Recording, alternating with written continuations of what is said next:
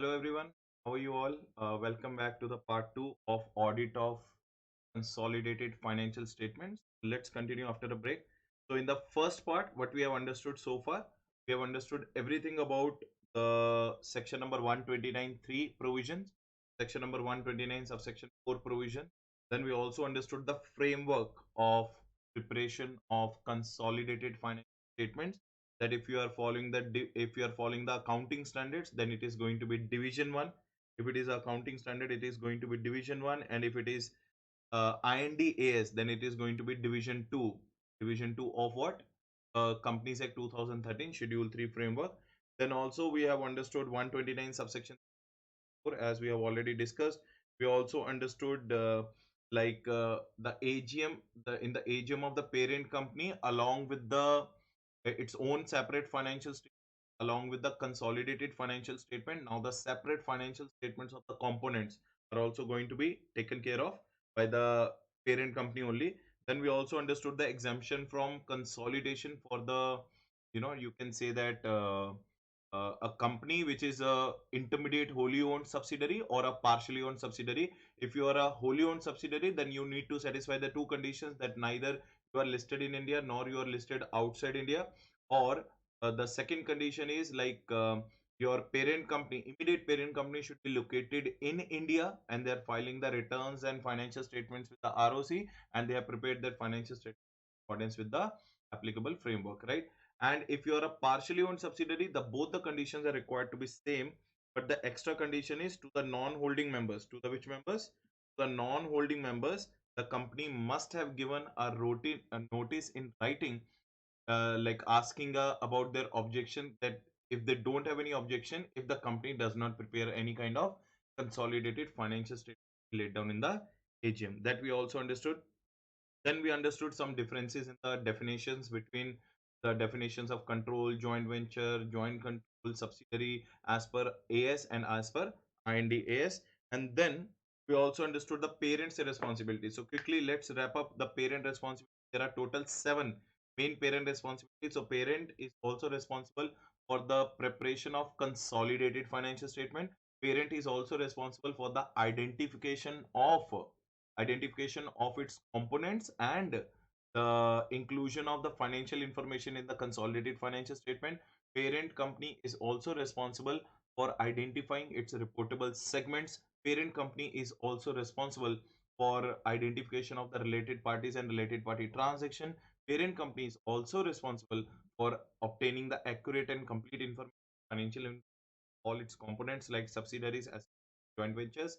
Parent is also responsible consolidation adjustments, and parent is also responsible for what? Is also responsible for conversion of gap or harmonization of accounting policies if the component and the parent company are having the different caps or different accounting policies, right? So these are the total 7 prime responsibilities of the parent. Now when we talked about the responsibilities of an auditor, we also understood the first thing. What are the auditor's objective? Auditor's objective number 1 is to ensure that parent is ensure that the financial statement, consolidated financial statements, are prepared as per applicable FRF. Then what is objective number 2 is to express an opinion on the truthness and fairness of what? Consolidated financial statements. Sure that a section number 140 subsection 1 duty to inquire has been complied with, and section number 143 to ensure to comment on the various certain matters. Then the auditor, the consolidated financial statements auditor, is also having some responsibilities for the compliance of various standards. As per SA 300, he has to ensure, make his plan in such a way that he can complete the audit of CFS in a T manner. Do you remember T?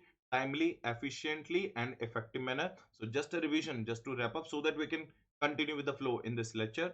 He also has to have a good understanding of the internal control system, accounting system, and the IT system, so that he can decide his NTE of audit procedures. Then he also has to apply his professional judgment, assuming that what kind of risks he is going to face when he's going to do the audit of CF, and he has to ensure that he should try to make his risk assessment procedures in such a manner so that he can reduce the risk to the lowest acceptable level, right? After that, in the CFS audit, we also have to understand as an auditor that the same applicable, same financial reporting framework which is applicable to your standalone financial statements are also applicable to your consolidated financial statement. Then we also have to think that if the parent auditor is not the auditor of the component, then the parent auditor sometimes have to make a choice whether to use the work of the component or not to use the work of a component. If he thinks that he can do the complete audit on his own, then he may think of using the work of a another auditor. Then SS 600 also will be applicable. But if he thinks that he can manage the whole audit on his own, then in that case he need not use the work of an other auditor, right or not? Then SS 600 will not be compliant, and SS 580 is also applicable here. The CFS auditor has to ensure that to obtain the obtain from the parent management or parent TCWG three declarations, WRL return representation letter he has to obtain. और उसमें क्या लिखा होगा sir? उसमें लिखा होगा declaration number 1 कि they take the full responsibility, they take the full responsibility of preparation of financial statement, and they have also declared that ki financial statements are as per applicable financial reporting framework, and they also declare that ki they have considered all the important matters when it comes of financial statement of consolidated financial statement. Then the very and the highly important topic called SA 320. What he has to ensure of SA 320? This is just a revision which is going on. So remember one thing, the more and more revision we'll do, the more and more concepts will get embedded in our head. So as per SA 320, what you need to do is every component auditor might have already applied his materiality concept. They might have already computed their materiality while doing the audit of their components. In the same way, if you're a CFS auditor, you also have to ensure that you are also or computing the materiality concept for a group as a whole, and you have to apply that computation of your materiality concept while doing the you know while checking or while assessing the appropriateness of consolidated financial statements adjustments. Now see, the most two important points, the most very two important points which I told you are this points.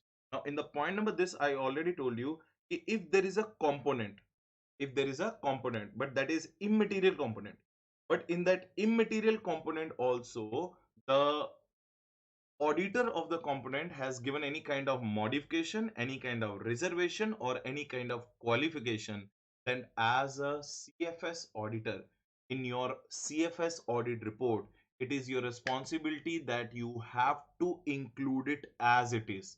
All the modifications, reservations, and all the qualifications kept by the component auditor are required to be included as it is. You are no allowed to ignore it when it comes to the qualification modifications and all.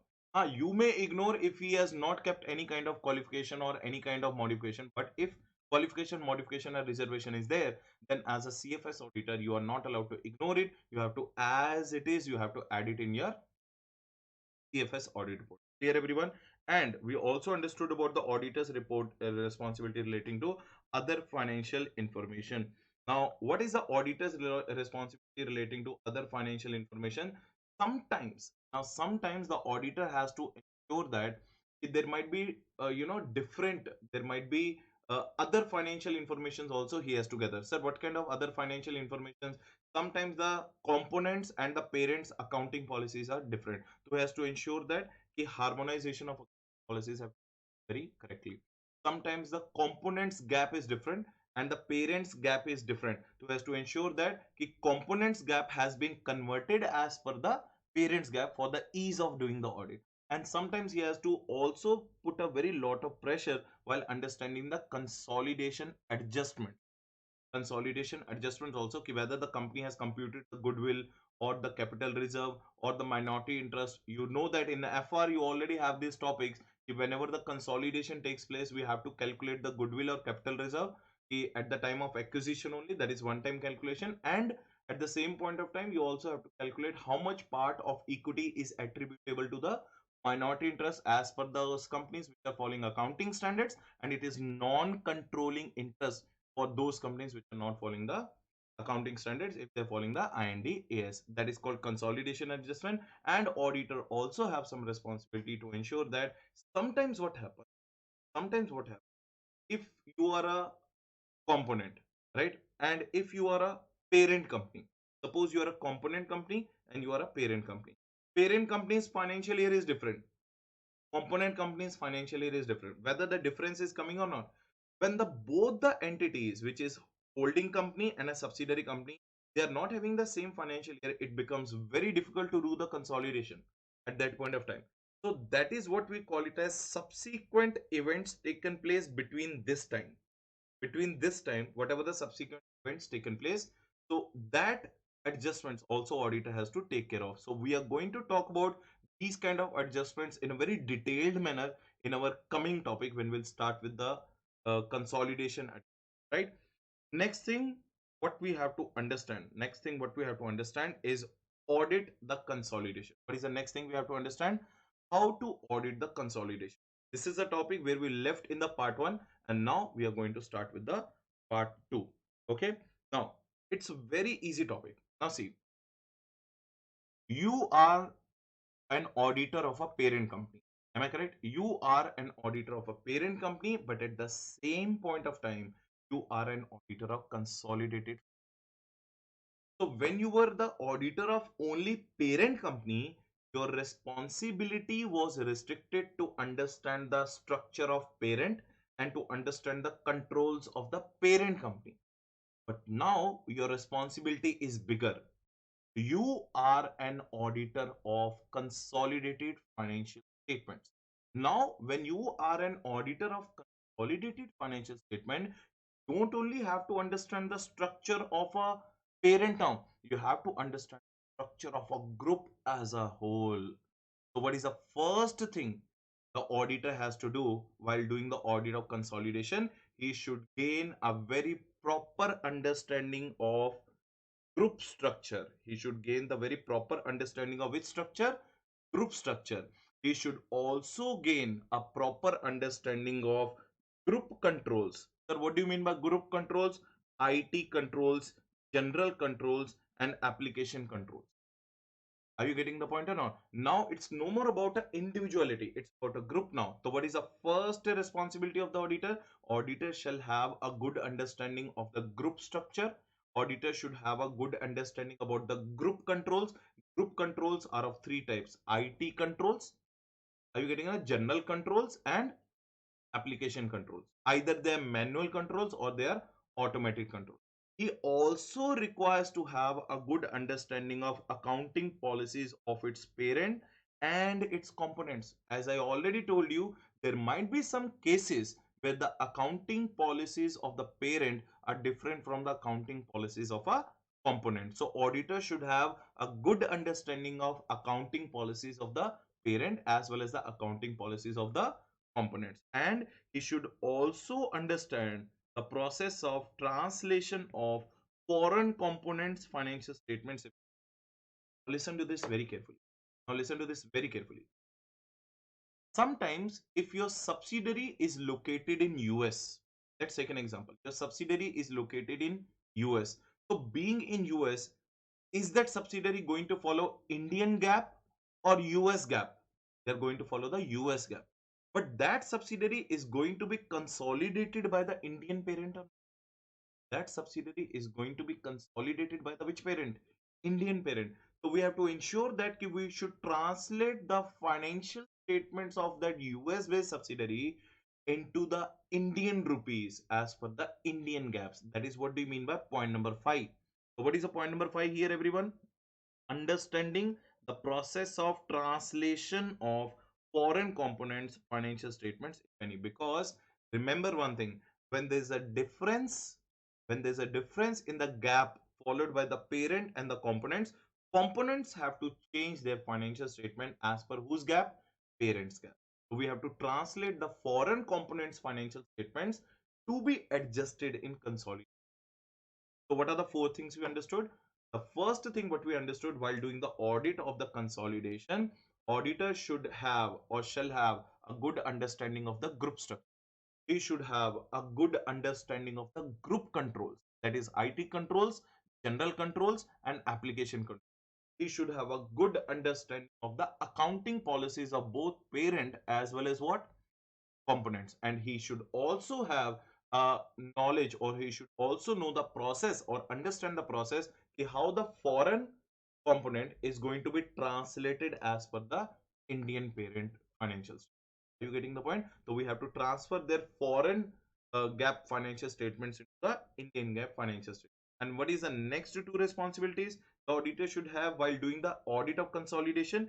He should determine the nature, time, and extent of his audit procedures on the basis of risk of material misstatements. Tell me one thing, guys. Consolidation is going to be a huge process or not? Yes, sir. Consolidation is going to be a huge process. Now, listen to this very carefully. When the consolidation is going to be a huge process, there will be so many chances of frauds and errors. There will be a risk of material mistake. The auditor should understand the risk of material misstatements of the consolidation first, and accordingly, he shall decide his nature, time, and extent of his audit process. That is also one of the responsibility of an auditor while doing the audit of CFS. Clear, everyone? And he should also determine the extent of use of whose work, other auditors' work, and shall coordinate his work accordingly. So there are total 7 things what you have to remember. There are total 5 or 6 things you have to remember while doing the audit of consumer. Point number one, have a better understanding of group structure. Point number two, have a good understanding of group controls, which includes IT controls, general controls, and application controls. Have a good understanding of the accounting policies of the parent, what they are using, and accounting policies of the components. Fourth, have a good understanding of the knowledge. You should have the knowledge of processing or translation of the foreign components financial statements, if any. Are you getting it? Because if they are following the US gap, we have to transfer them into the Indian gap. You should also try to understand the risk of material misstatements which are going to be present when the consolidation will take place, so that according to that ROMM, you can decide your nature, time, and extent of audit procedures. And you should also decide whether you are going to use the work of another auditor or not. And if you have decided, ensure that you have worked with them. Clear, everyone? So these are known as the total 6 or 7 the responsibilities which the auditor has to establish while doing the audit of an consolidation. Crystal clear, everyone? Yes, sir. We are clear.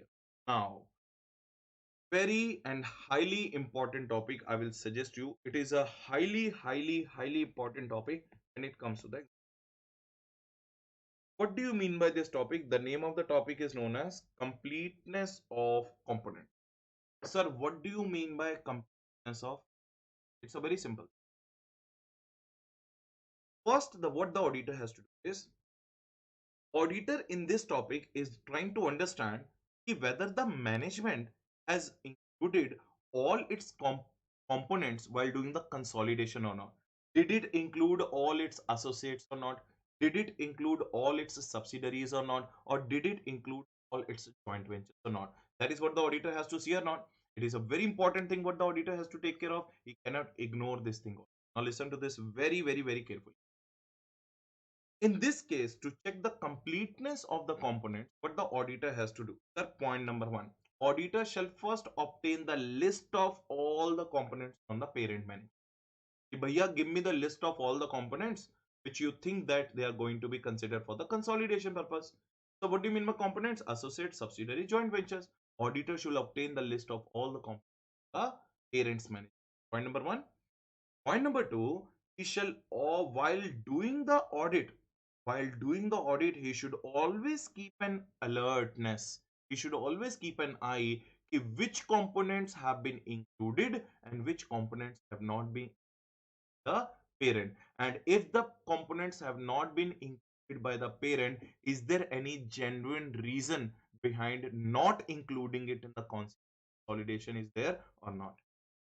Are you getting the point? So point number one, the auditor is going to obtain the list of all the components required for the purpose of consolidation. He will, whether it is required for the purpose of consolidation or not, it is his responsibility to obtain the list of all the components. After that, he will check whether which components have been included in the preparation of consolidated financial statements and which components have not been considered while preparing the financial statements. And if they have not been considered while preparing the consolidated financial statement, does the parent company is having any genuine reason behind that or not? That is what the auditor says. This is what do you mean by the topic called completeness of Are you getting the point? So let us read what the topic is saying. So in the completeness of auditor shall obtain the list of all the components from whom? Parent company. Plus he shall see while doing and preparing the CFS whether the parent company has included components or not included some components. If components have been included, that is well and good. But if some components have not been included, why it is not been included? Is there any reason behind non-inclusion or not? Are you getting the point? Next important. Now, sometimes what will happen, management will not be, that much cooperative sometimes. Management will not be telling you each and everything you need to know for the purpose of your audit. In that case, what the auditor will do? In such cases, what the auditor shall do? Ab sunna ise dhyan se. In that case is how I will come to know whether the components have been included or not. There are so many methods.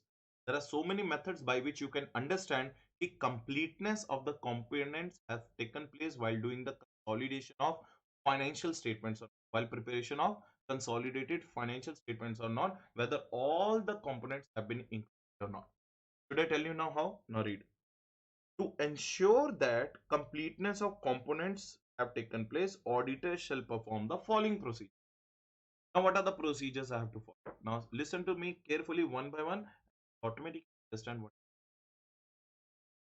Was I the auditor of the same parent for the last so I was an auditor of same parent for the last so many years. What I will do, I will review my own audit documentation working paper. I will review my own audit working of the previous years to understand which components were included in the previous years and which components were not included in the previous years, whether this year also the same is happening or not. Did you get the method number one? So I will review my own audit working papers. I will review my own audit working papers of which year? Own audit working papers of previous year's audit, so that I can come to know whether some components which have not been included in this year were also not included in those years or not, or those which were included in this year were also included in those. Here everyone, so what is the first method? Auditor should review his audit working papers of which years? Yes. I hope everyone is clear. Yes, everyone is clear. The second thing what I have to do, is make the management inquiries. Directly go to the management and ask them ki how many are included and how many are excluded. If some components have been excluded, give us the reason why it has been. That is a very normal method that need not be it does not require your intelligence at all or professional skepticism. Just go to the management, talk to the management and ask them how many included, how many not included. If not included, give us the reasons for that. Clear everyone? Okay. The third method is try to understand the management's method of verifying its component. Try to understand the management's method of identifying its component. How the management identifies one company as its component or not as its components. You have to identify management's method. If you understand that the management's method of doing the identification of components is a genuine method, then it's okay. But if you have any kind of doubt, there is some. So what are the 3 points we understood to understand the completeness of the components? Point number one, I will review my own audit working papers of which year, sir? Previous years. So point number two, I will directly go to the management and ask them how many are included and how many are not included. And I will identify the management's method of identification of their components. How the management identifies components, that also I am going to verify. Clear everyone? Yes? Okay. Next point. Now I will review the investment patterns of parents and components. I will review the investment patterns, the shareholding patterns of the parents and what do you say, of the parent and components. Suppose it was only 15% investment. It means it is neither associate nor a subsidiary. But suppose recently from 15% has been increased to what? 25%. It means now it came under the bracket of what? Subsidiary or associate? Associate. Now recently it has been increased from 25% to 65%. Now it means it is a subsidiary. Are you understanding the point? So check the flow of shareholding pattern. Check the flow of investment pattern going on or taking place between the parent company and the component company. What are the 4 points? We will do it in a cumulative manner because it's a very important question, a must question, I would rather say. It is a very must question. In clear, everyone? So number one, I will review my own audit working paper. I will directly go to the management and ask them how many are included and how many are excluded. If excluded, what is the reason? I will also identify the management's method of identification of what? I will also identify the management's method of identification of the components, and I will check the changes in the shareholding pattern and the investment of the components and parents. Then I will also would like to obtain copies of their joint agreement papers or joint venture agreement papers. From the agreement papers only, I'll come to know that whether it is a joint venture, is it an associate. If the two entities are joining the hands together to have a contractual arrangement of having a joint control over a particular thing, it means it's a joint venture. So from the agreement papers only, I'll come to know that is it a joint venture or a joint arrangement entered by them or not. Then I will also now see, look at my professional skepticism now. I will not stop there. I will also ask the management, parent management, to give me the copies of some major other arrangements and other assignments also which you have entered with the other company. There may be a chance that they would like to hide some information. So I will obtain the copy of all the arrangements, all the agreements. By reading all the arrangements and all the agreements, I will automatically come to know that is it a joint venture agreement or just like a general purpose agreement. Clear, everyone? So it means I will review the joint venture and joint agreement first, and I will also review the other arrangements that are not included. And why they are not included, if I'll get justified by understanding the other arrangement papers, then I will allow them to not include it. Otherwise, I have every right to question the parent company, okay, why you did not include this component. Clear? Next, I will review the section 186, section 190 statutory. So what is section 186 and 190 registers? Section 186 is known as intercorporate loans, investments, intercorporate loans and investments, and section number 190 is for the like loans given in the interested parties, given to the interested party. So I will automatically come to know that whether intercorporate loans have taken place or not, or whether intercorporate investments have taken place or not between the two companies, and I'll also come to know that to whom the loan has been granted, in which way, where the investment has been done party. So from their 186 register and from their 190 register also, I'll come to know that whether that particular company is a subsidiary or a joint venture. This homework is basically who is doing? Auditor is doing. Check the completeness of the component. Now next thing, I will identify the changes in the shareholding pattern. What do you mean by identify the changes in the shareholding pattern? Obtain the copy of the statement of changes in equity. Obtain the copy of statement of changes in equity. Changes in equity means what? Changes in the shareholding pattern or not?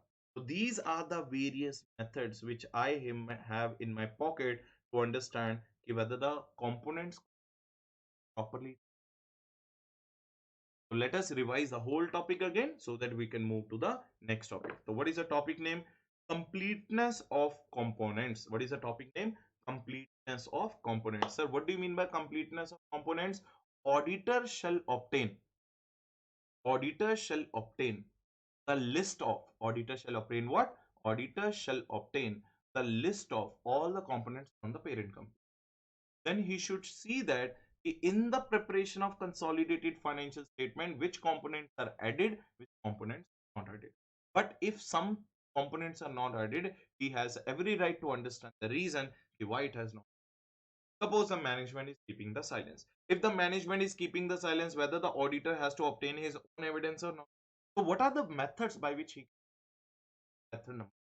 He will review audit working paper the previous year. Method number will directly go to the management and ask them what is included and what is not included. If not included, why? He will also check the management's method of identification of.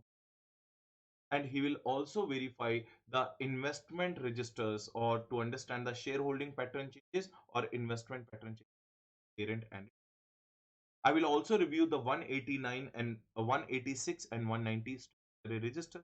Come to know about the intercorporate loan, the related party loan. I will also do what? I will also verify the arrangements they have entered of joint ventures and other arrangements. Understand why they have not. And I will also identify what? I will also identify and try to understand the change in the shareholding pattern. So did you understand all the points or not? This. All the points completely and adequately revised in this particular topic. I hope everyone is satisfied with that. Yes, sir. We are satisfied. Now, do you remember in the yesterday's lecture what we have understood? In the yesterday's lecture, what we understood that if there is an exemption for doing the consolidation given to some sub. There is an exemption given the intermediary holding company or an intermediary wholly owned subsidiary or a partially wholly owned subsidiary as per Companies Act, section number 129. As per Companies Act, section number 120. But there itself, if you remember, I already told you that we have to do the two more such topics in the further topics. Now listen to this. Exclusions allowed for consolidation. It means which components are not to be included. Which components are not to be included for the purpose of consolidation, that we are going to understand. Now you will understand which components are not required to be included for the purpose of preparation of consolidated financial statements. All give a red signal or a green signal. Let us proceed. Right now, what is this topic? As per those companies who are following the accounting standards, as per those companies who are following the accounting standard, there are two cases. There are how many cases? There are two cases under which the particular component will not be included for the purpose of consolidation. Now, if you say yes, then I will tell you.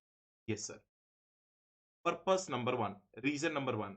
If there is a temporary relationship between the parent and component company, if there is a temporary relationship of parent and component between the two companies. Sir, what do you mean by temporary relationship? I just invested in that company 70%. Due to some, after some period of time, the price of the share of that particular subsidiary went up and I sold those shares within a year. Now, when I sold the shares within a year, now was it a permanent relationship? Was it a holding subsidiary kind of relationship? Was I actually going to give any economic benefits to the subsidiary? Or was it a temporary relationship? Temporary relation. So if the holding became holding and subsidiary became subsidiary due to some period of time, due to the temporary period of time, then in that case, that particular component is not required to be included. That particular component is not required to be included for the purpose of consolidation. What is the point number one? Only those components shall be excluded when the relationship of component with the parent is what in nature? Temporary in nature. What in nature, sir? Temporary in. There, everyone?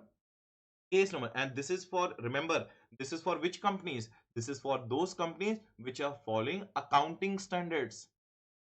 This is for those companies which are following accounting standard. Those companies which are following IND-AS, no such exemption is there. IND-AS do not allow any kind of exemption. Are you getting the point or not? Now, what is the second area for those companies which are following the accounting standards? When there is a long-term severe restriction on the components. When there is a long-term severe means very high restrictions, very severe restrictions, very tight restrictions on components which impairs their right. Which what? Impairs their right to transfer the funds to the parents to transfer the funds to the parents. So when there is a, again repeat, when there is a severe long term, when there is a long term severe restrictions on the components, when there is a long term severe restrictions on the components which impair means take away their right to transfer the funds back to whom? To the parents. In such conditions, those components are also not required to be. So there are two cases where the components are not required to be included for the purpose of consolidation. The case number one is if the relationship between the holding and subsidiary is temporary in nature. Case number two, if there is a severe long-term restrictions on the component which impair its right to transfer the funds to its parent. If those companies which are following accounting standards in these two circumstances, the consolidation of these particular components is not required to be done. They are right for those companies which are following accounting. Now, what about those companies following the IND-AS? No such exemptions or exclusions. Simply, you have to write this answer. Sir, no exemption to any kind of component is allowed if you are following IND-AS. Each and every component, either it is minor, major, material, immaterial, everything has to be included for the purpose of consolidation. I hope now you all understood. Yes, we all understood, right, everyone? So, when you are an auditor, you should check the reasons for exclusions as per applicable ARF, AFRF, and exemption from consolidation under the Companies Act we have already discussed earlier. So remember one thing, so what we have understood just now, under what circumstances the components will be excluded for the purpose of consolidation. Sir, if the companies are following accounting standards, there are two situations. When the relationship between the holding and subsidiary is what in nature? Temporary in nature. And when the relationship, when there is a long term severe restrictions on the subsidiary company due to which its rights have been paid to transfer the funds to the parent company. Are you getting the point or not? And if it is a company following the IND-AS, then there are no such exclusions, no such exemptions. Clear, everyone? I hope everything is clear. Yes, sir. Everything is clear. Then comes the time when the company has to do the consolidation. Remember one thing, consolidation should be done on line to line basis. Consolidation should be done on line to line basis. Line to line, all the assets must be added. Line to line, all the liabilities must be added. Line to line, all the incomes must be added. Line to line, all the what do you say, expenditures must be added.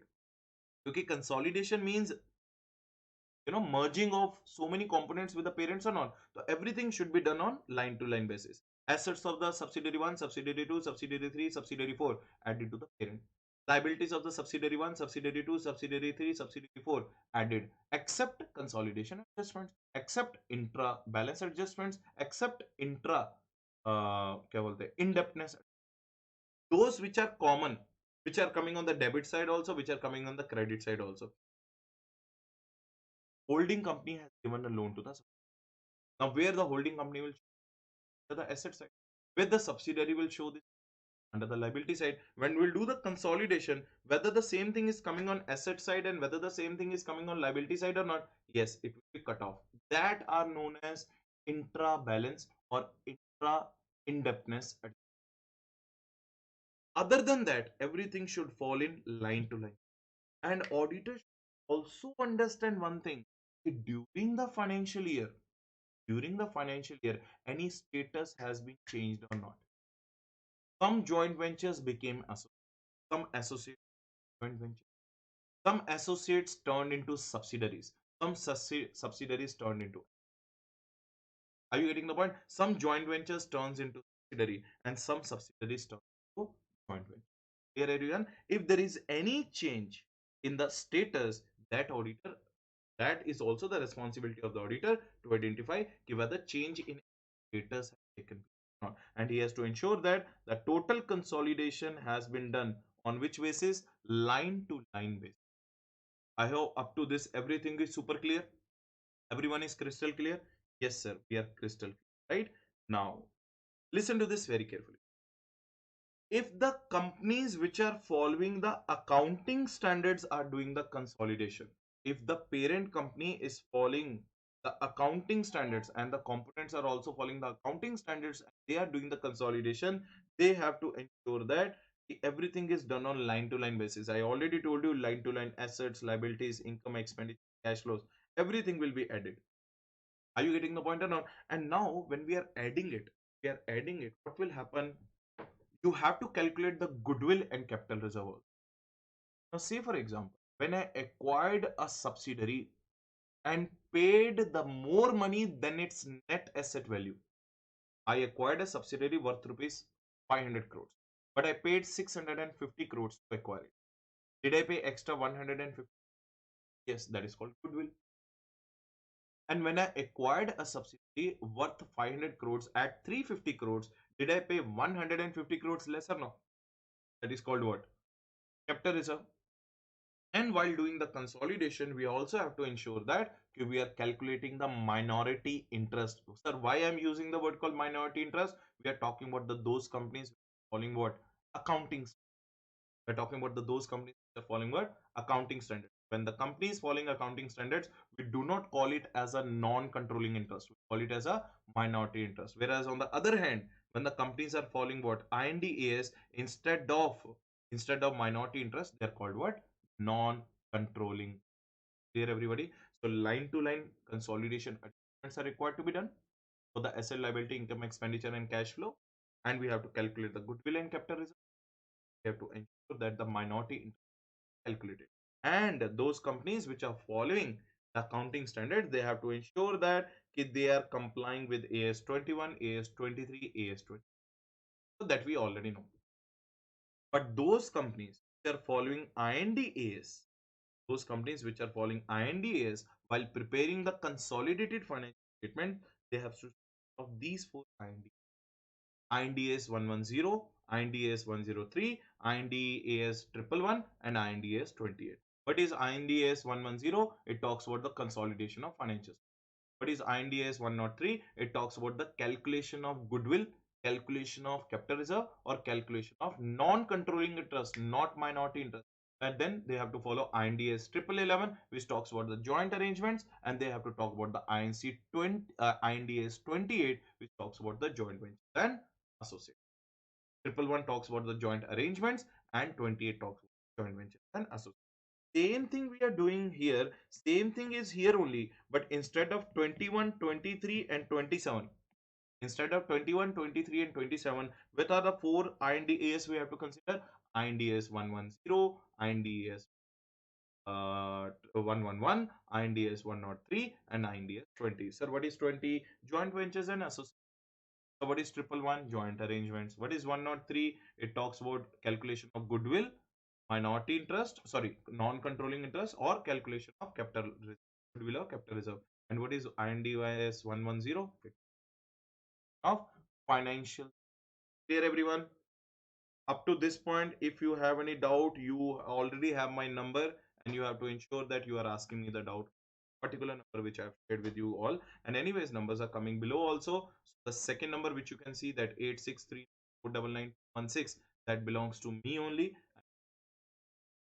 Find any kind of difficulty, always available, 24/7, always available.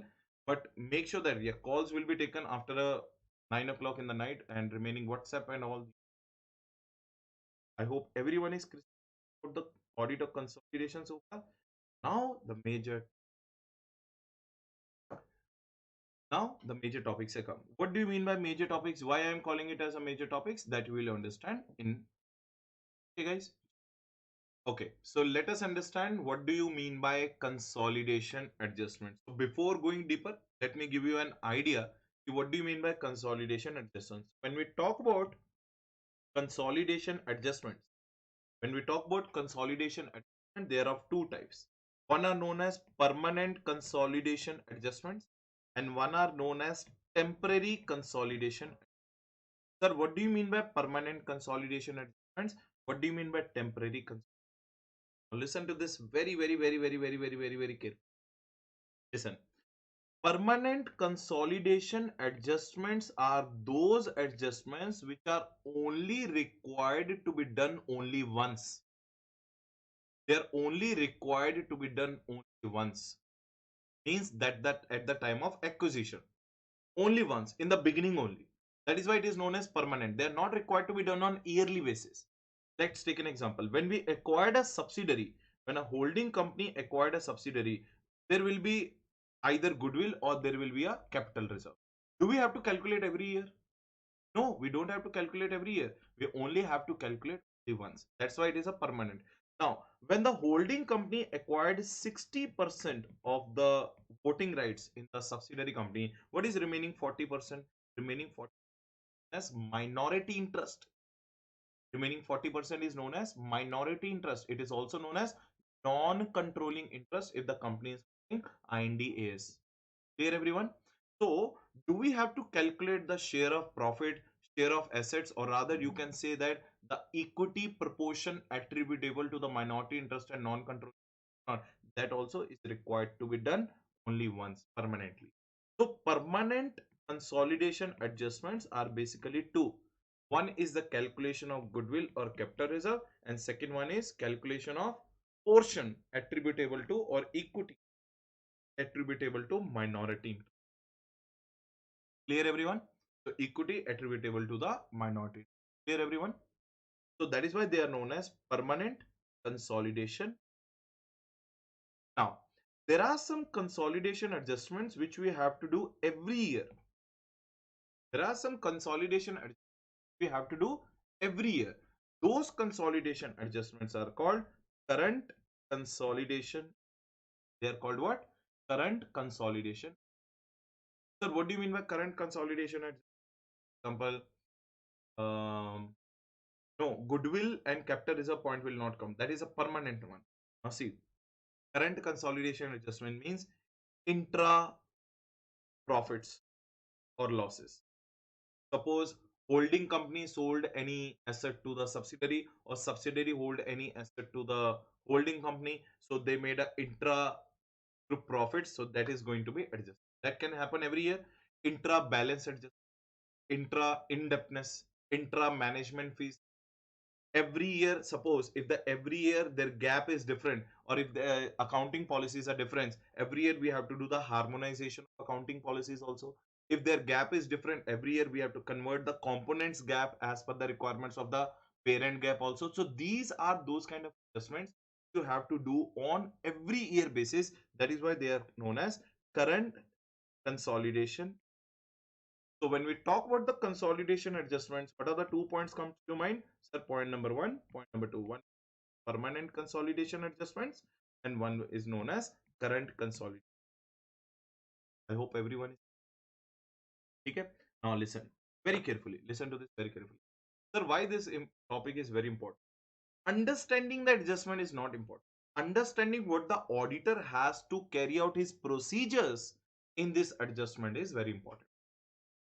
Everyone will understand. It's a very simple thing. Even a nursery person can understand what do you mean by permanent consolidation adjustment and what do you mean by current consolidation adjustment. But what the auditor needs to do in those adjustments, that is very much it's a task to understand what the auditor needs to do out when he is doing the permanent adjustments or current period adjustments. So that is the main task we have to understand. So we are starting with the topic called what? Consolidation adjustments. In the consolidation adjustments, here we are with the first adjustments which are known as what? Permanent. So let us understand what do you mean by permanent. Such consolidation adjustments which are made only on first occasion.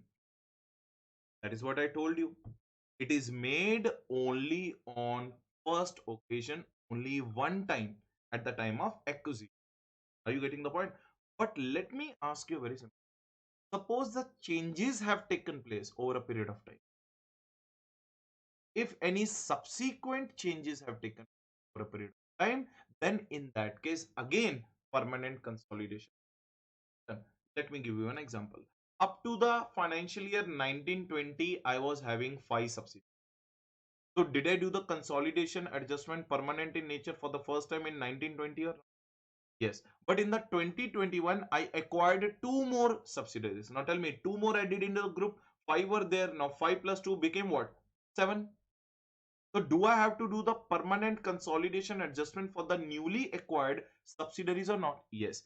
So such consolidation adjustments which are made only on first occasion but on subsequent occasions if there is any change in shareholding.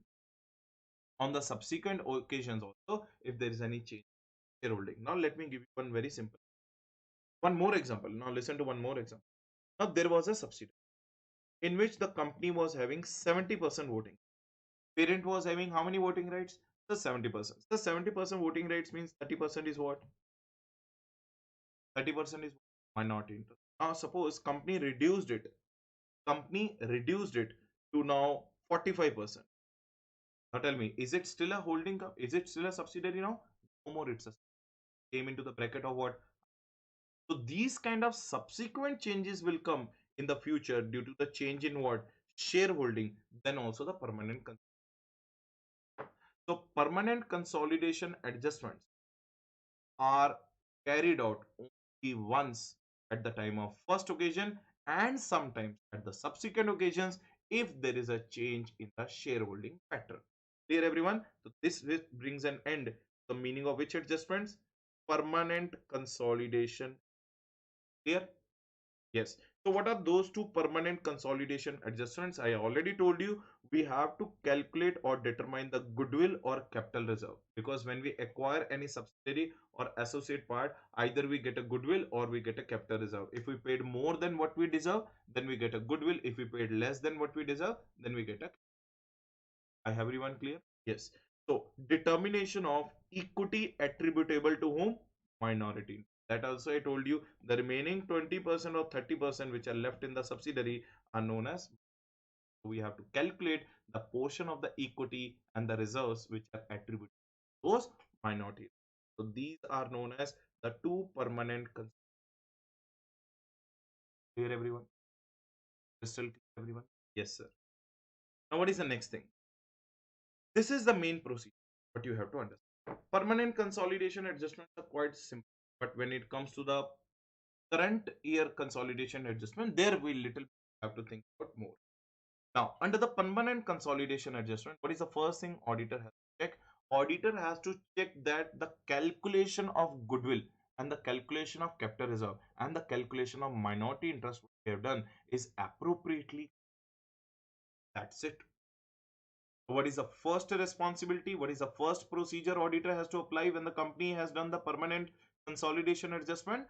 Point number one, whether the calculations relating to goodwill, calculations relating to capital reserve, or calculations relating to minority interest or non-controlling interest have been calculated appropriately by the parent's management or not. That is what our procedure number one. Shall check that such two calculations are. What is the second thing? His main focus should be on the pre-acquisition reserves of the company. What do you mean by pre-acquisition reserves of the company? Before acquiring a component, what was the pre-acquired reserves in the main focus of the auditor should be there on the pre-acquisition reserves of the before acquisitions, what reserves were belonging, how much reserves were belonging to the components. So remember, main focus should be on the pre-acquisition reserves of the. Then he has to see that various different dates on which the investments in components. You always have to keep on looking at on which dates the investment was made, in how much manner and in which way. Say for example, the first investment was made on 15 August 2020, that was 25%. Then 18 August another 20%. Now it is 45%. Then 7 October another 20%. Now it is 65%. So it means from associate it has turned into what? Subsidiary. So dates of investments in the components is also. What are the three things we have understood in the audit procedure? Focus number one, you should try to understand whether the calculations done on the calculation of capital reserve, general reserve, goodwill, capital reserve, or non-controlling minority interest has been calculated appropriately. Point number two, his main focus should be on the pre-acquisition reserves of the component. Point number three, he should also focus on investments. Most importantly, he should also ensure that the pre-acquisition reserves was divided appropriately between holding interest and minority. Now, suppose if the pre-acquisition reserves were 100 crores, before acquiring a subsidiary, reserves were 100 crores. Subsidiary was acquired by 70%. It means 70% of the reserves now belongs to holding company. 70% of the reserves now belong to a holding company, and remaining 30% of the reserves now belong to whom? 30% of the reserves now belong to whom? Minority. So he has also to ensure that key pre-acquisition reserves are properly divided between holding interest and minority. What is the next thing? Monitor the changes due to the subsequent events. Monitor the changes due to the subsequent. But sir, what do you mean by subsequent events? Let's say, for example, 65% was there in the subsidiary. Later on, you disposed 20% of your investment out of 65%. So it means that particular subsidiary is no more your subsidiary. It has exited your group and now it came into the group of associates. So 65% got disposed by 20% by the amount of 20%. So 65 got reduced by 20 means what? 45%. 45% does not make you a subsidiary. It means from your subsidiary you have been turned into a. So changes in the, and now suppose 45% got increased to 70%. It means from associate you turn. Do you remember I just now earlier told you the auditor has to verify all these things, that whether any change in status is coming or not. That is what we are talking. Monitor the changes due to the subsequent acquisitions or disposal. I hope you are finding this class note very, very, very, very clear, everyone. Next one. Parent may also choose. Parent may also choose to show one single figure. Parents may also choose to show one single figure in consolidation financial statement instead of goodwill from one component and capital reserve. Holding company acquired two subsidiary 1, subsidiary 2. When acquired the subsidiary 1, it paid a goodwill of 6, and when acquired the subsidiary 2, it got the capital reserve of 15 crore.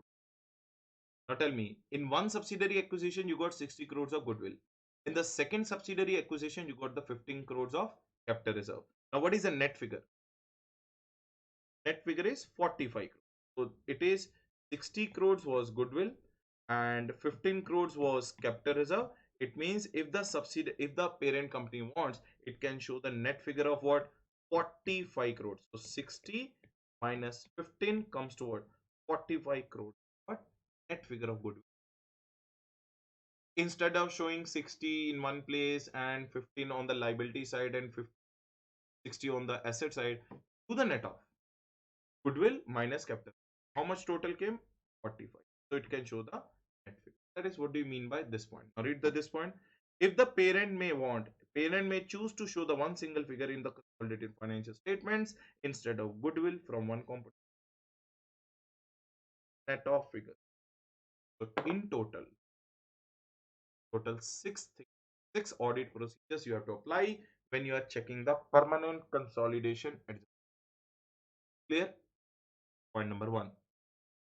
You have to check the calculations of the goodwill, capital reserve, and non-controlling interest or minority interest, whether the calculation parent management. Point number two, your main focus should be pre. Third point, make sure that the pre-acquisition reserves after acquisition has been appropriately divided between holding interest and non-controlling. Make sure that point number four, make sure that your make sure that you are keeping a good concentration or you're keeping a focus on the various. Make sure that you're also focusing on the subsequent events or subsequent changes in the status of the various components due to the acquisition and disposal later. Make sure that you also have to ensure that the parent may sometimes choose to give a set of figure of the goodwill and capital. That is what all required to be seen by whom? Is all required to be seen by the auditor while checking out which adjustments. Permanent consolidation. I hope we are done with this topic. Yes, sir, we are done with this topic. So can we move to the current consolidation adjustment? Yes, sir, we can move to current. Sir, what do you mean by current consolidation adjustment? Just now we have current consolidation adjustments are those adjustments which are required to be carried out on yearly and every year basis. It is unlike the permanent consolidation.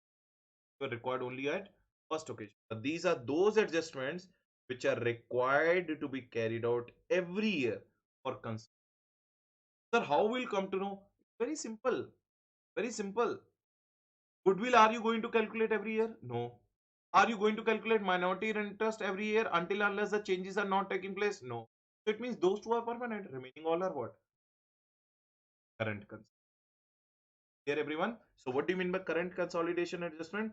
Those adjustments which are carried out every year for what? Right? For the consolidation. Now, let us understand this. It's a very simple.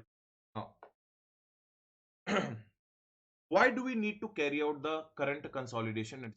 Why do we need to carry out the current consolidation? Need to carry out the current consolidation purpose number one, to eliminate the intra-group, giving loan to one subsidiary and taken loan from another subsidiary. Is it going to show a loan and taken a loan in the both asset side and liability side or not? Yes. So instead of that, let's do the, that is called intra, to eliminate the intra-group. Clear everyone?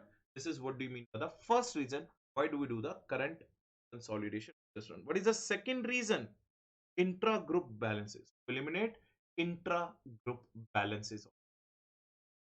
One subsidiary is my debtor. One subsidiary is my debtor. It means in my books, that subsidiary is shown as a debtor. That in the subsidiaries books, I am shown as what? Creditor. So debtor and creditor eliminated. So intra-group balances should be eliminated and intra-group adjustments, group transactions be eliminated. Now, what are those intra-group transactions? Let us understand one by one. Intra-group interest paid, if any, this will be eliminated. Intra-group interest received, if any, will be adjusted. Obviously, if I have paid the interest, the other subsidiary has received the interest. So in my books, it will be shown as an expenditure. In the subsidiary book, it will be shown as a income. But when we will consolidate, whether it is going to come for double time or not, let's eliminate that. Let's set off. Complete, eliminate it. Consolidation responsibility, we have to reduce it or not. Already we are doing line to line consolidation. If we will not eliminate the intra group transactions, then there will be a problem or not. So what are the intra group transactions on current consolidation adjustment? We have to remove intra group interest paid or received, management fees paid or received, or intra group interest. That subsidiary has taken a loan from me. In my books it is an asset, but in the subsidiary book it is adjusted, set off. Intra-group profits on assets transferred to the component or from the components. If you have taken any what do you say, asset from the subsidiary, if the parent has taken any asset from the subsidiary or any other component, then the parent has that the subsidiary, that component has incurred a profit. Am I correct? But if I've transferred any asset to the subsidiary, I have earned a profit. So any kind of intra-group profits on the assets transferred to component or taken from component, that is also called intra balance or intra transaction. That is also required to be adjusted. Correct? Then we have to do the harmonization of accounting policy of parent and component. If the parent's accounting policy is different and components accounting policy is different, do we have to do harmonization of both or not? Yes, we have to do. Let's take an example. Parent is following straight line method of depreciation, component is following WDV method of depreciation.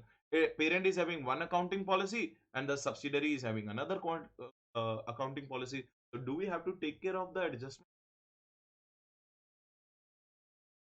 Correct everyone? Why?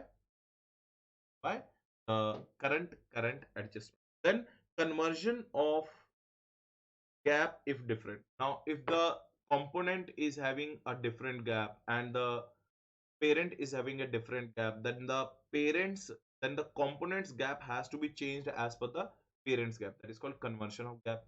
Then we have to see the subsequent events also.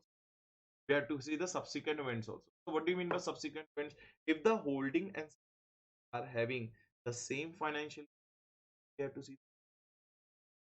You all know subsequent events, SA 560. Subsequent events, adjusting, non-adjusting, which taken place before signing the audit report or after signing the audit report. If they're both having the same financial year, then to definitely, then to obviously we have to talk about the subsequent events. But if the both are following, the different financial year, then also do we have to check any balances or not? Do we have to check any balances or not? Yes, we have to check some balances. That is also we have to check. Clear everyone?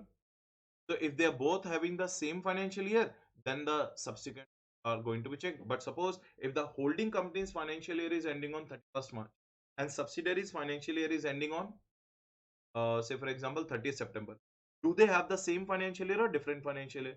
Different. So between this to this time period, so many transactions might have taken place during the year. That is also the subsequent from the holding point of view. So those subsequent events which have taken place due to the change in financial year between the holding and component, or due to the same financial year between the holding and, that also we have to take taken care of. That is called current year, or that is called then another deferred, that is your technical term which we use in taxation, deferred tax payments arising on temporary differences. Whether every year it will arise or not, yes, it will arise every year. So what do we call them? Deferred tax payments. So deferred tax payment adjustments which are arising on every year. Clear everyone?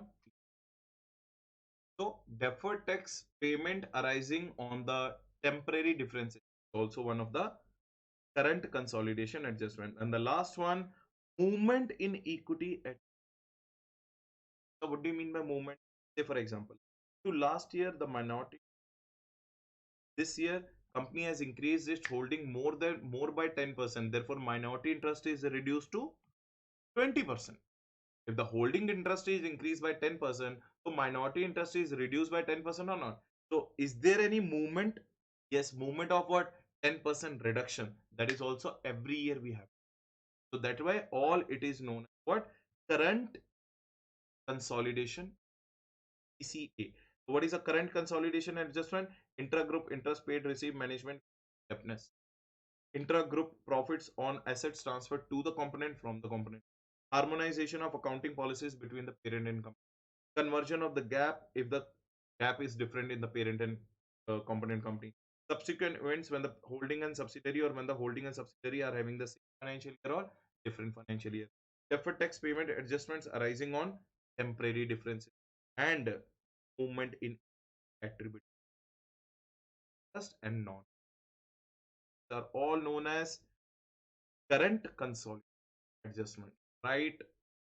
Did you understand the total topic or not? Yes, sir, we understood. So this what brings an end to our meaning of what? Meaning of current consolidation. Clear everyone? Current consolidation. Now, what is the next thing? Like in the permanent consolidation adjustments, we have talked about what? Audit procedures. So here also we have to talk about what? Audit procedures. To understand the current consolidation adjustment done by the parent, the auditor first has to read out their memorandum records. He has to read out their memorandum records. Other than reading the memorandum records, he has to see that whether intra-group balances and adjustments are eliminated or not. Let me give a very simple idea how to learn. What we learned in the current year adjustments, rewrite the word to check that. If you use the word to check that, to check that, to check that, that will become your audit procedures in the current consolidation adjustment. So what the auditor has to check that? He has to check that the intra-group balances and adjustments are eliminated or not. He has to check that uniformity in the accounting policies have been maintained, because there might be a case that holding and subsidiary are having the two different types of accounting policies. So do we have to maintain the uniformity or not? So to check that uniformity in the, to check that harmonization of accounting policy by the parent company. If the components gap is different, and what do you say, if the components accounting policy is different and parents policy is different, do we need to do the harmonization? Do we need to maintain the uniformity? And you also have to check that accounting policies which were impracticable to get harmonized have been cleared or not. Now, it is not possible that every accounting policy change between the holding and subsidiary can be uniformed. Keep one thing in mind. Some accounting policies cannot be harmonized. Some accounting policies can be harmonized. Some which can be harmonized, that also auditor has to check, and some which are impracticable to be harmonized, that also auditor has to. So all these 3 points are relating to accounting policy. So we have to check that uniformity is maintained or not. We have to check that wherever the harmonization was required, it was conducted or not. We also have to check that those accounting policies which are impracticable to be harmonized. Then we have to check that calculation of minority interest on non-control also correctly calculated, and we have to check that it deferred tax payment adjustments, the temporary differences also been calculated. What I told you, the idea is very simple. Now listen this. All these adjustments which we have learned here, if we'll use a word called to check that, it will be your audit. As simple as that. That is a technique you can. In the examination, if you fail to write or learn, Array, what sir told at the time of discussing, what sir was discussing, you just simply apply this for all the adjustments. If you learn, read or write the word to check that, to verify that, right or not, to verify the inter adjustment, to verify the harmonization, to verify the subsequent properly taken care of, to verify that conversion of the gap has taken place, or to verify that deferred tax, anything you can. So you just have to remember the word to verify. If you remember the consolidated adjustments, current account consolidated, right? Next point. Ensure that the subsidiaries P&L are included in the CFS from the day it becomes till it ceases to become. Now remember one thing.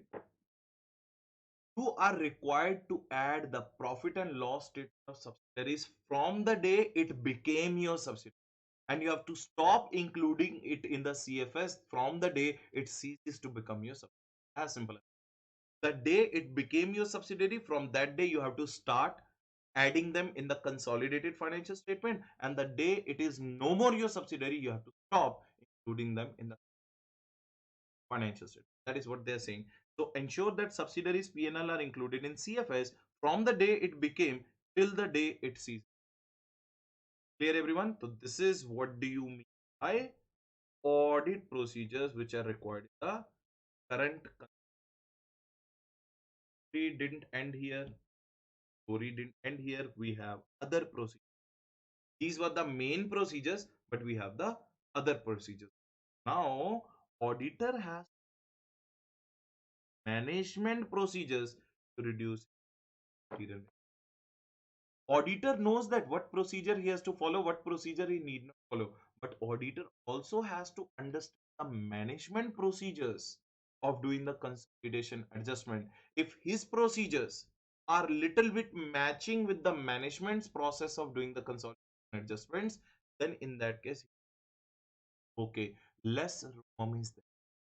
But if he is thinking this should be done in this way and the management is doing in another way, then the risk of material, because the thinking process is, so it is very much necessary for auditor to have a knowledge of management process also while checking the current consolidation. Did you understand the point? Gain the understanding of the management procedures so that he can reduce the to its lowest level and can apply.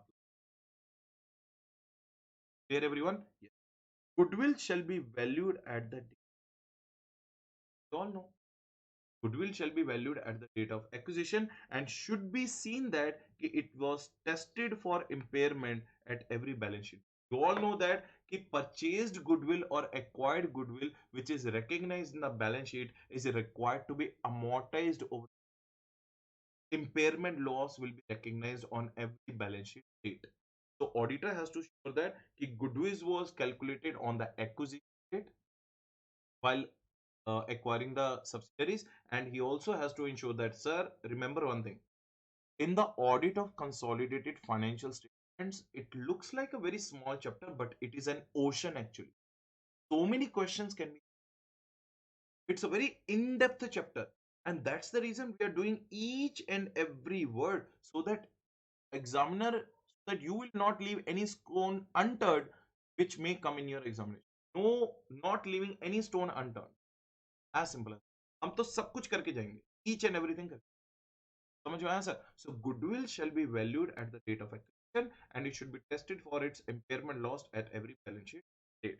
The second thing auditor has, the other procedure. What is the first thing? You should gain the management procedure reduces level of risk. Next one, financial statement of components shall be drawn up to the same financial date of parent. That I already told you. If the gap of the parent is different, the gap of the component is different, then components financials as per what? Parents financial statement. If the component's financial year date is different and the parent's financial year date is different, components will change as per the parents. Parents will not change. So financial statements of components same financial dates of the parent. If any different reporting dates, effect of subsequent between those dates shall be adjusted. That we have already understood. Did I tell you here or not? Subsequent events, if the holding and subsidiary is having the same financial year, and those subsequent events, the holding and subsidiary are having different financial years. We are talking about which case? If they are having financial. Now, say for example, holding is completing its financial year first March. Subsidiary is completing its financial year on 30th June. 3 months of gap is there or not? During this 3 months gap, so many events might have taken place. Now, parent has to, component has to adjust as per what? Parent. These 3 months adjustments will be known as now subsequent adjustment. Did you understand the point? Now, SF 560 will be applicable? Yes, SF 560 will be. Now, listen very carefully, which I am going to tell you now. If the companies are following accounting standards, then maximum 6 months gap of adjustments will be taken care. If the company is following IND AS allows maximum 3 months gap of difference. AS allows the 6 months gap of difference between the balance sheet date of holding and balance sheet date of component. So this is, you can imagine that if this is 6 months, that is as per what? Accounting standards. It means as per AS, it is only 3 months difference. Are you getting the point? So if you want to evaluate the differences, if you want to evaluate the differences due to the change in financial year between the parent and holding, as per AS maximum allowed, and as per IND AS 3 months difference. I hope I made it super clear to all of you. Yes, sir, I made it clear. Informations to be disclosed in consolidated financial. What are the informations to be disclosed in consolidated? And auditors shall check that. Now, very important topic. Are we adding components to the parent or not? Tell me, are we adding the components to the parent or not? Yes, sir, we are adding the components to the parent. Now, listen to this very, very carefully. Now, whether components are also a subsidiary is also a separate entity, associate is also a separate entity, joint venture is also separate. We have to ensure that we have to show their net asset, their contributed net asset, the consolidated assets rate. How much they are contributing to the consolidated figures, that percentage we have to show the consolidated. Auditor shall check that following information in consolidated financial. So what is the information? Amount of net assets plus net assets to the consolidated asset percent. Now say for example, subsidiary 1 is having 700 crores of assets. The total group assets are 7,000 crores of assets. Tell me how much portion the subsidiary 1 is contributing to the consolidated? It is 10%. So this is 10% will write here, and this is 700 crores will write it. What is the amount of net assets of the component that we have to write, and what is the percentage of net assets to the consolidated assets of such component, that also we have to write. So here as per our example we'll write 700 crores, here as per 10%. Same thing we have to apply for the amount of net share in the profits or losses and percentage of net share in the profits and losses, the consolidated profits and losses. Suppose the subsidiary 2 is contributing 400 crores of profit. Total profits are 3,600 crores. Total profits are what? 3,600 crores. Out of 3,600 crores, who is contributing 400? Subsidiary 2. So 400 divided by 3,600 into 100. Whether we'll get the percentage or not? Yes, we'll. So that percentage of net share in the profits also we have to disclose. And we also have to disclose that what is the other comprehensive income of that particular component as compared to its comprehensive income with the consolidated comprehensive. Are you getting the point or not? OCI of that component as compared to the OCI of the consolidated component. So what are the three things to be included? The net assets plus net assets percentage to consolidate. The net profit and loss share plus net profit and loss share as compared to consolidated. Net other comprehensive income plus percentage of net comprehensive consolidated other comprehensive. Clear everyone? So this is what auditor expects should be disclosed in what? Consolidated financial statement. Each and everything what we have done so far is a probable question in your examination. You can't even think of leaving even a single point. There are some chapters where you can do some selective study, some selective study. But in this kind of chapter, like I'll tell you, there is one another chapter called peer review, quality review. They're very chinna chapters, very small chapters. But at the end of the day, read them and each and every word is very. There are some chapters which are very vague, just say audit of bank, audit of general insurance company. There are some topics which are very vague. You may think, but in this chapter, not even a right now. And the good thing is that they have every right to ask anything in this chapter. That's the reason that makes it very important. Now we are going to talk about reporting on consolidated financial statement. Our last topic, going to be our last topic on reporting of first list. Very. Whenever we talk about the reporting, whenever we hear about the word called reporting, the first standard series mine called 700.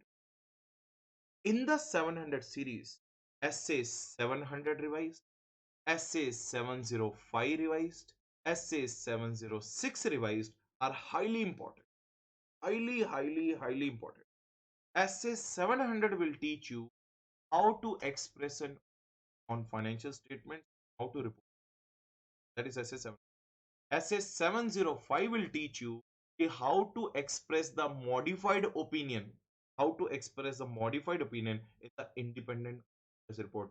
I'm talking about qualified, I'm talking about adverse, and I'm talking about this.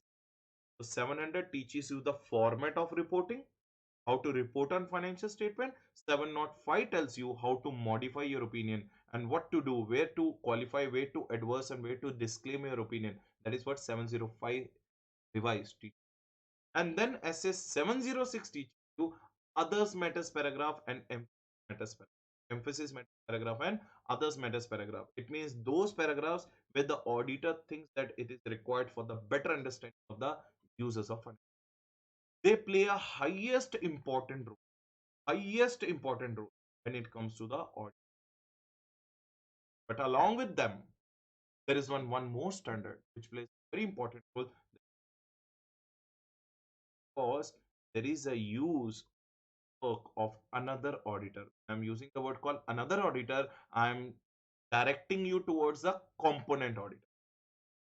So when the principal auditor uses the work of a component auditor, SS 600 also.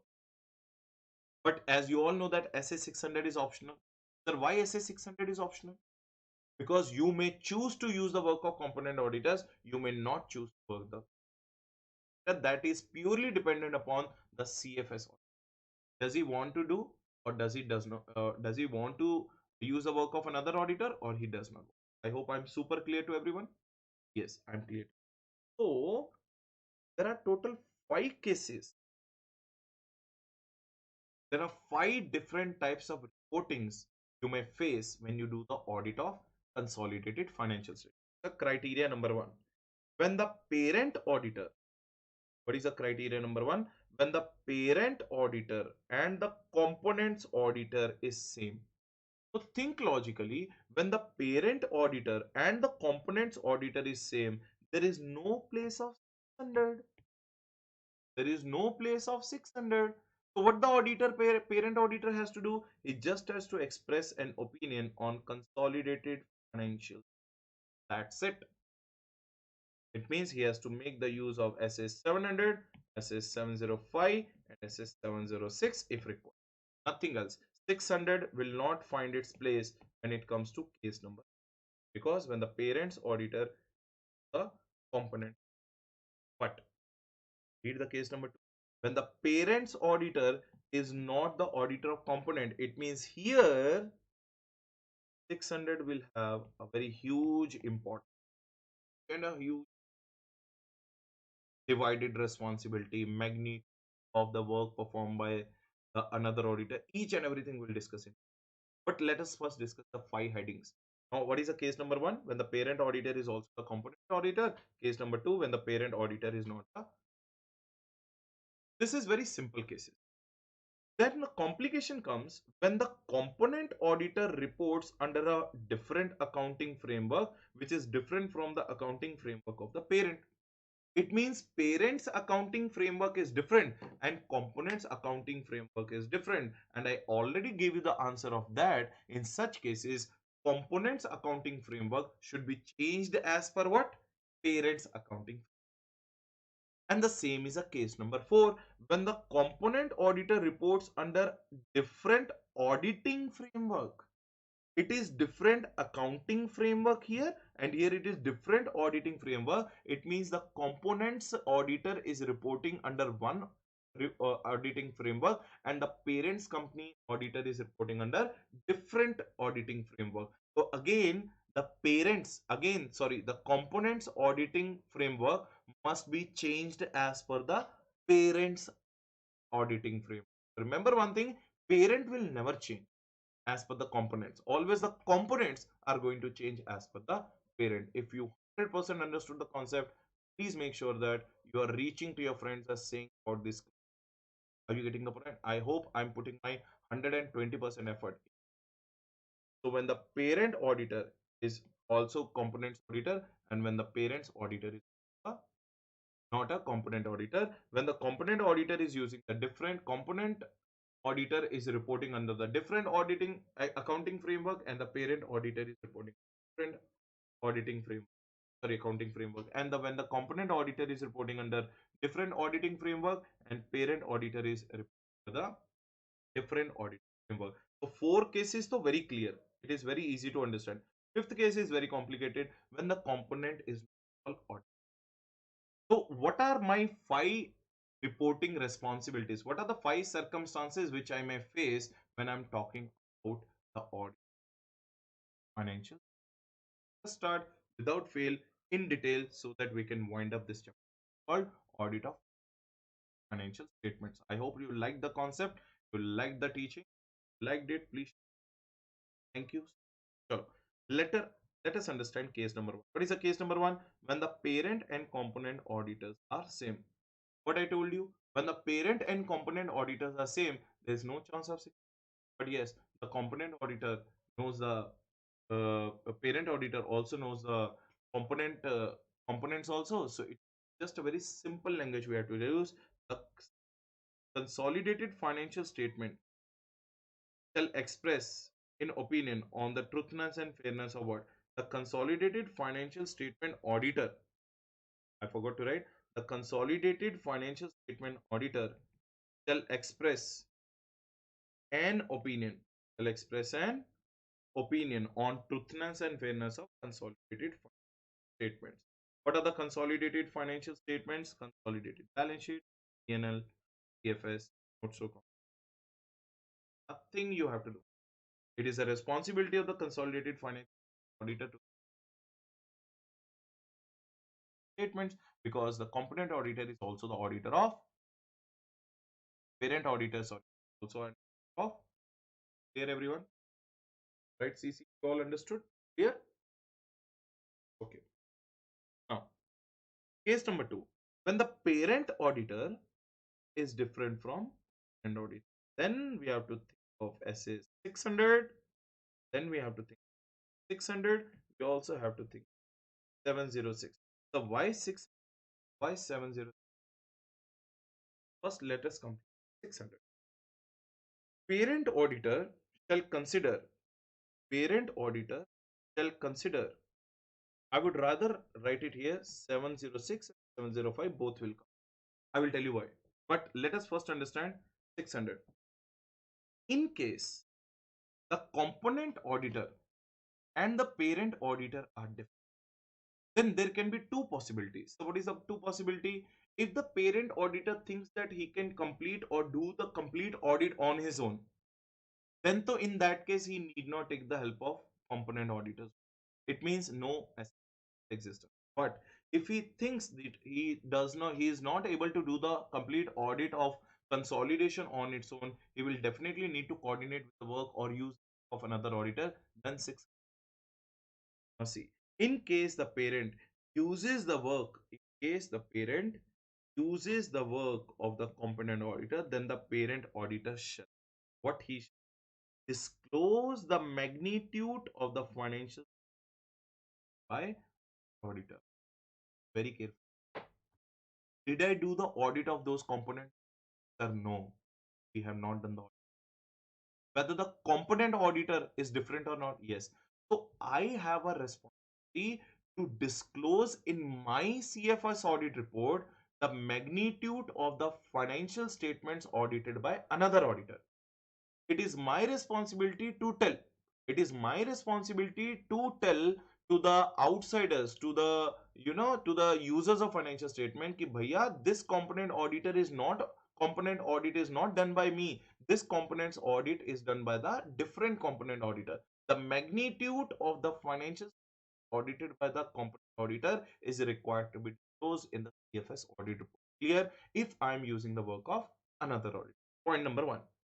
Clear, everyone? Disclose the magnitude of the financial statement audited by another audit. Along with that, I also have to disclose the contribution of the components. Do you remember that we always have to ensure that we have to disclose the contribution of components revenue, P&L, assets, cash flow with respect to consolidated figures. Do you remember in the above we have calculated some figures? Net revenue of the component of that component, net revenue of that component, net asset of that component, net cash flow of that component, net as P&L of that component with respect to the consolidated figures, whatever is the percentage that I have to show. So net value percentage also I have to show, and the net value also I have to show, and the percentage to the consolidated figures also have. So if the parent auditor is not the auditor of component, and if the parent auditor thinks of using or uses the work of the component auditor, there are two responsibilities. Responsibility number one, he has to disclose the magnitude of the components financial statements audited by the component auditor. Second thing, he has to disclose that component's revenue share, P&L share, and its asset share, its cash flow share with respect to consolidated figures, amount as well as the percentage he has to show. And why he's doing that? Why he has to do that? So that the users of financial statement understand that divided responsibility parent auditor and component auditor can be understood and disclosed by whom? Users. So that users should not think that ki I am also the auditor of the parent. Users should not have the wrong impression ki I am also the auditor of the parent. No, I am not the sorry. Users should not have a wrong impression that I am also the auditor of component auditor. So I am the auditor of only parent company. I'm not an auditor of component company. Are you getting the point? So to give this idea to the users, I have to do, if we are using the component auditors work, point number one, what we have to discuss magnitude of the audit done by the auditor, and what we have to discuss that particular component's net assets, net profit and loss, net revenue, net cash flow with respect to consolidated figures, as well as why, so that users can understand the divided response principal auditor and component auditor. As simple as that, the hard and fast rule. Now, do you remember that I told you earlier only SA 320 wala point? The SA 3 point I told you what?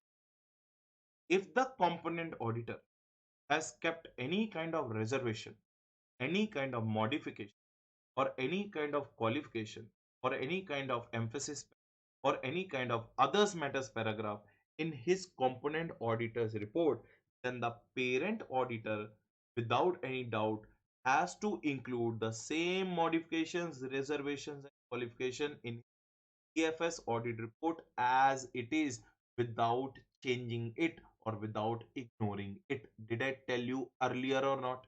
Yes, same point here. Parent auditor shall ensure to include components, modification, reservations with components as it is. What is the main word? As it is. This is the main word in his report, as he cannot ignore it and cannot challenge the consideration of materiality by the which auditor component. Uh,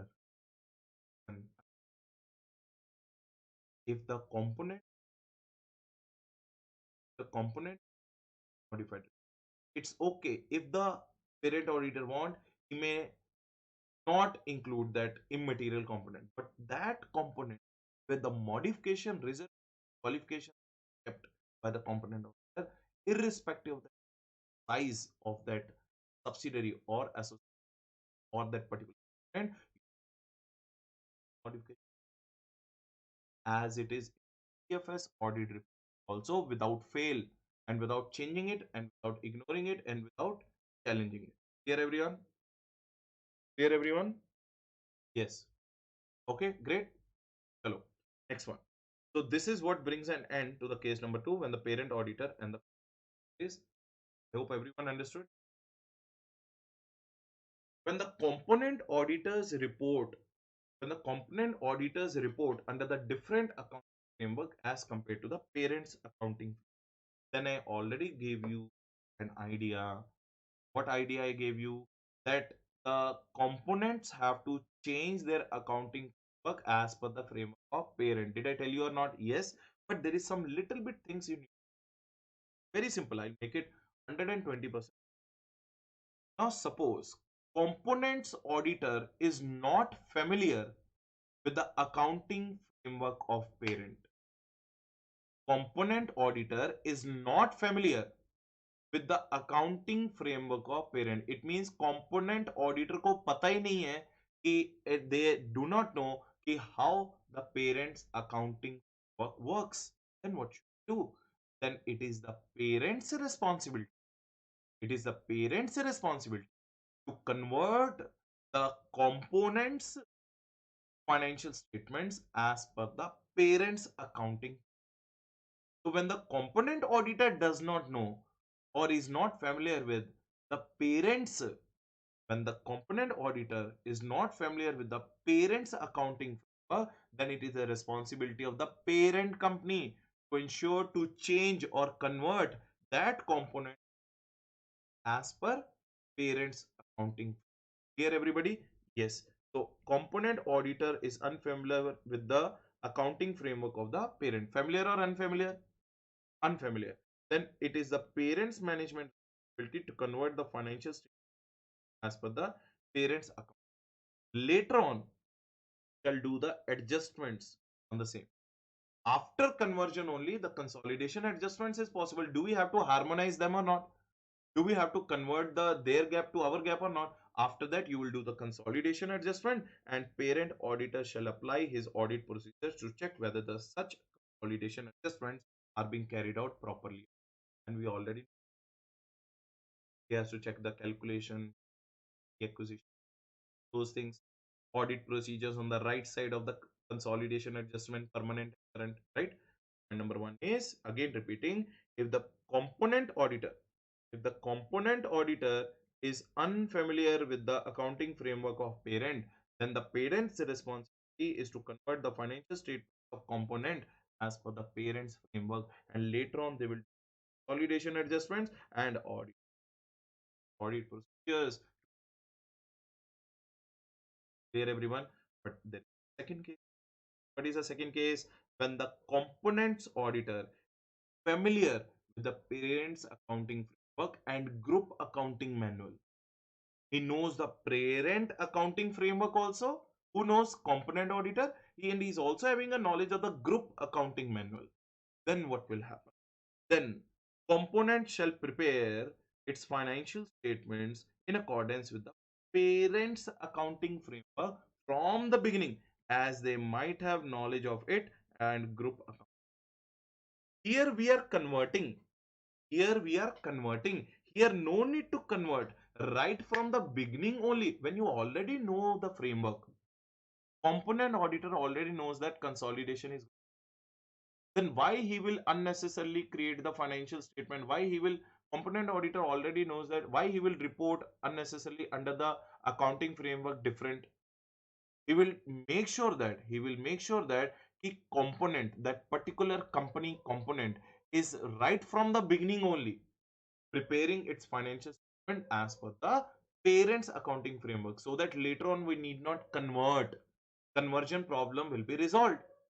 So when the conversion problem will come, when the component auditor is unfamiliar with the parent's accounting framework. But when he is already familiar with the parent's accounting framework, what will happen? There is no need to, right from the beginning only. It is a responsibility of the component now to prepare its financial statement as per the group accounting manual or as per the accounting framework of the parent, right or not? And it will prevent the consolidation adjustments later on. Why?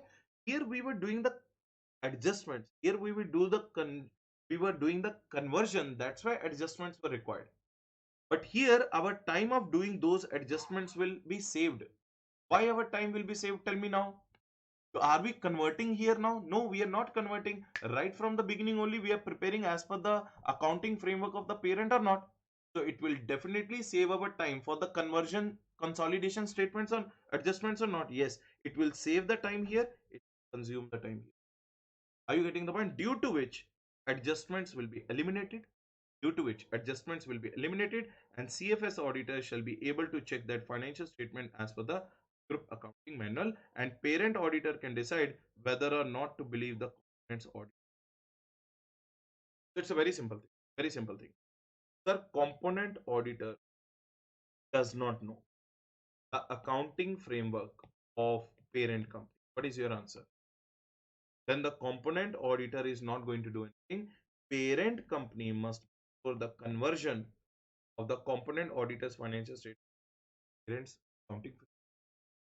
After that, consolidation will take place, and auditor will apply his audit procedures on those adjustments done properly or not. But if the component auditor, the which auditor? Component auditor is already aware of parent's accounting framework, then in that case, right from the beginning only, component will prepare its financials as per what? Parent's accounting. It will eliminate what? It will eliminate consolidation. At which adjustments? Consolidation. And it will also reduce the time for the auditor. It will also reduce the time for the auditor to apply his unnecessary audit procedures on checking that consolidation. Is it also correct or not? And then auditor, then the parent auditor, or you can say that the CFS auditor can do as simple. So adjustments will be eliminated. CFS auditor shall be able to check that financial statements are as per the accounting manual, and he can also decide now whether he wants to use or believe the work of the company when the accounting different of parent. Then case number 4. What is the case number 4? So when the component auditor reports under different auditing framework as compared to the parents. When the accounting, when the component auditor reports a different reporting framework as per the, as compared to the parent auditing framework, then in that case what will happen? Then in that case, what again, components generally accepted auditing standards, but the component has applied, what the component auditor has applied generally accepted auditing standards. He has to now do the audit in accepted accounting standards. Listen to this. In this case, what will happen? This case, order to maintain, in this case, in order to maintain the consistency of auditing framework and to enable the parent auditor to rely upon the code components financial class subsidiary. Are you getting? Now this components auditor might have audited as per the US gas What do you mean by GAS? Generally accepted auditing standard. Now, to maintain the consistency, help the parent auditor or to help the CFS auditor, it is the responsibility of the components auditor. It is the responsibility of the which auditor? Component auditor, that he do the audit, as per what?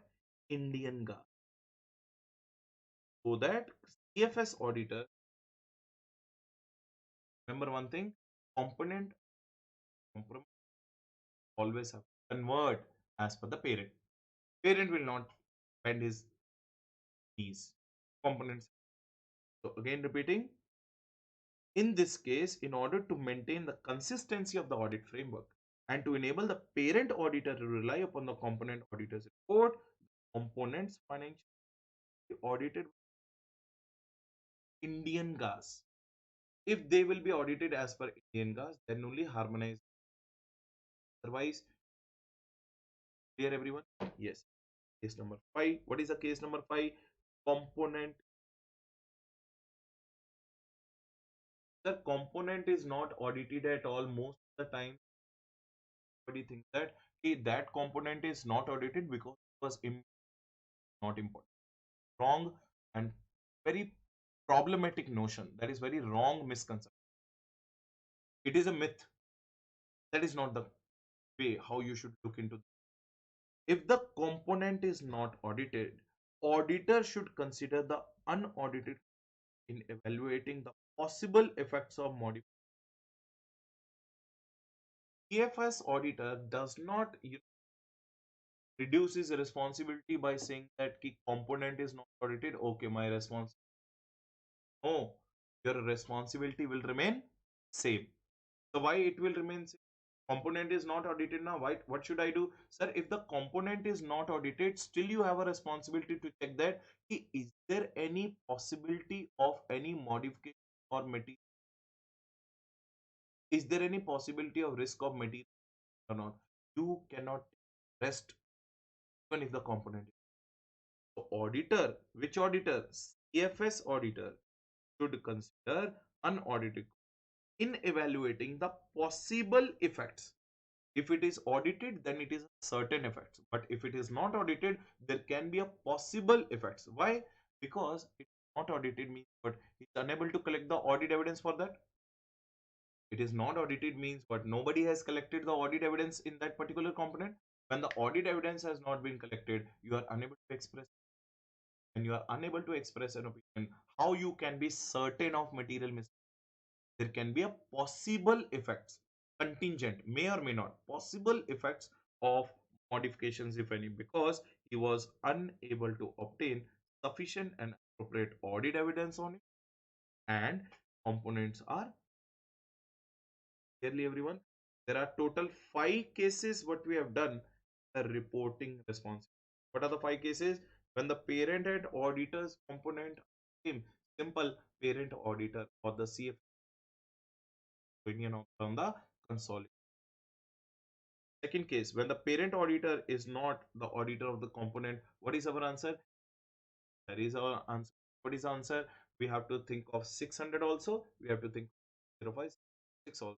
The 600, we have to show that are we using the work of another auditor or not? Yes, if you are using component, you have to disclose the magnitude audited auditor and also that components set revenue, net income or profit or loss, and cash flows with respect to consolidated. So why we are doing that? So that the user of financial statement can understand the divided responsibility between me and the component. Here everyone? Yes sir, here. Now what if the components accounting framework different from the parents accounting? If the components accounting framework is different from the parents accounting framework, we all know that component has to change as per what? Parent. But there are two possibilities. If the component auditor is unfamiliar, if the component auditor is what? Unfamiliar with the accounting framework of parent, then it is the parent's responsibility to convert the components financials as per the accounting of parent, and consolidation adjustments will be done later on, and the auditor will apply his audit procedure check whether those particular consolidation But if the component auditor is already aware of accounting framework, parent, and the group accounting manual, in such case, what will happen? Such case, what will happen? This case, right from the beginning only, the component has to that financial statement as per the accounting framework of parent or as per the manual for elimination consolidation adjustment, and PFS auditor will smooth able to a financial statement whole, and mostly he will also be decide whether to use the component. This is a case number three. What is a case four? When the parents auditing framework, when the components auditing framework is reported under the different auditing framework as compared to parent. In this case, maintain the consist and to eliminate any kind of problem. Then the components financial must be audited as the Indian gas so that harmonization. And case number five, sir, what if the component not being audited? It doesn't mean that the consolidated financial statement auditor's responsibility is over. Consolidated financial statement auditor still has to consider what? Still has to consider that unaudited component, because there might be a possible chance of mitigation on modification because he was unable to obtain any kind of audit evidence. The possibilities of material. Are you getting the point? So that brings an end to the concept of audit of consolidated statements. I hope every one of you in the class have understood, or everyone who is lecture have understood the importance of this particular chapter. So that brings an end to our chapter called audit of consolidated financial statement. Right, everybody? Thank you so much for listening to this lecture again. I will borrow your ears again in our next talk. Right? See you guys in the next lecture. Bye, everybody. Take care. Stay safe. Stay at home.